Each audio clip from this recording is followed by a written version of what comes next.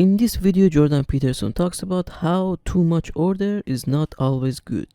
Order and chaos. Now, order and chaos, masculine and feminine, that's yin and yang as well.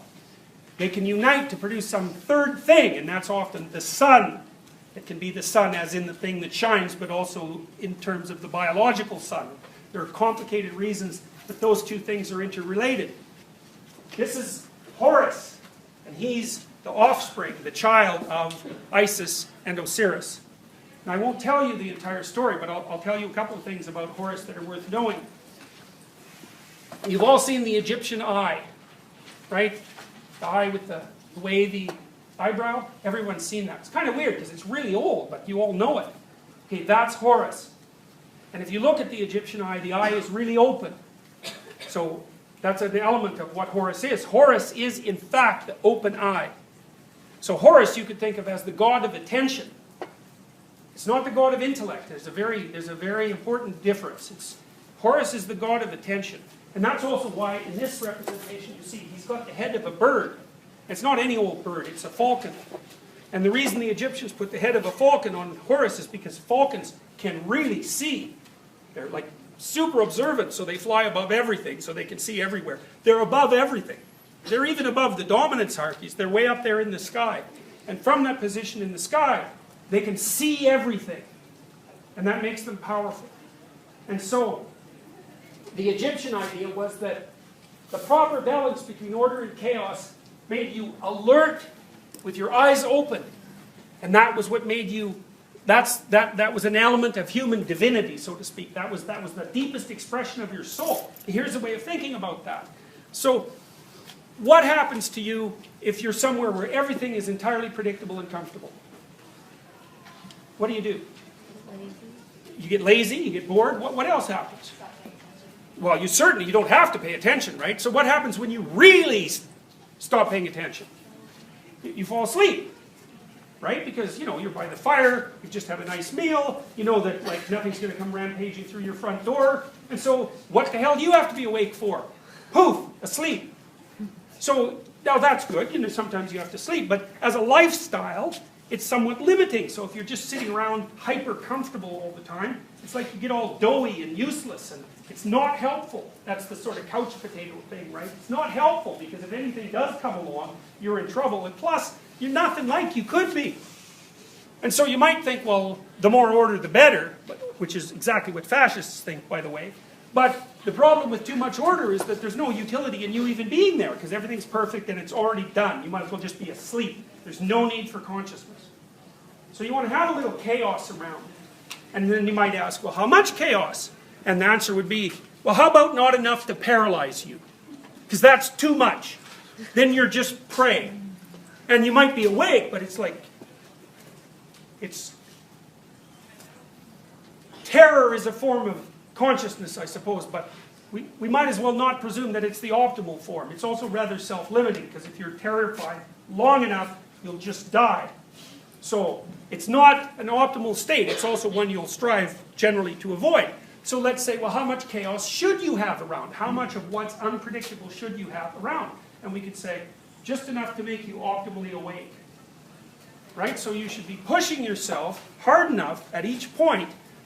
You want to have one foot in order, yes, so you're secure and stable, and you have one foot in chaos so that you're not exactly sure what's going to happen next, so that you're pushed to transform and change and grow and develop. And you can tell when you're there because then you're alert and you're paying attention.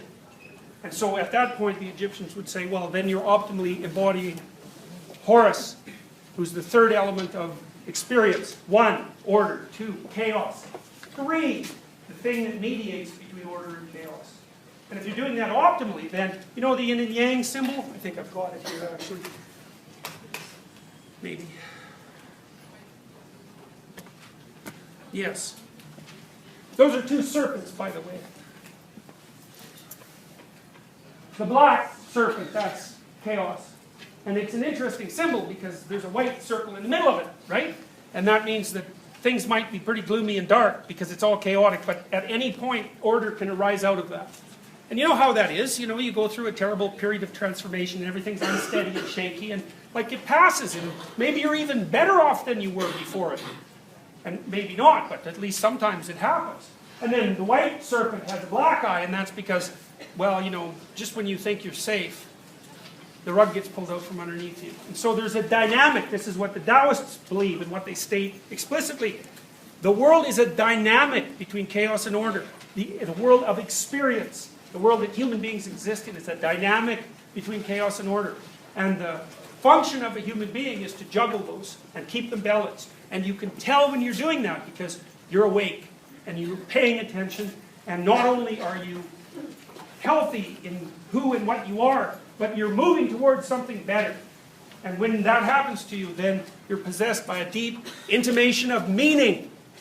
Because meaning signifies something, and what it signifies is that you're in the right place at the right time. And so you can learn to stay there by paying attention to the balance of chaos and order in your life. And the better you get at staying there, and this is the kickoff from the Egyptian perspective, the better you get at staying there, the more impermeable you are to chaos and to order, because you can learn to handle it. So you might say, well,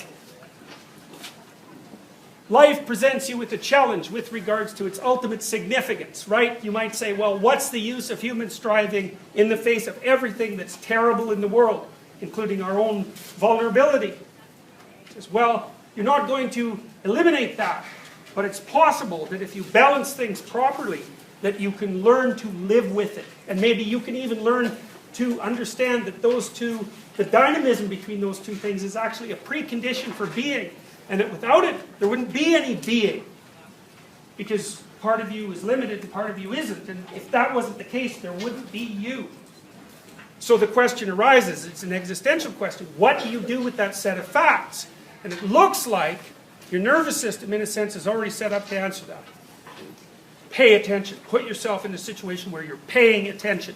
If you pay enough attention, you're right in the place that you should be. And that will be at least sufficient. And maybe it'll be more than that. Maybe you'll say, it's okay. The terrible preconditions of existence are justified by the manner in which it manifests itself. And that's a definition of mental health. And that's implicit in all the clinical theories that we're going to investigate throughout the duration of the course.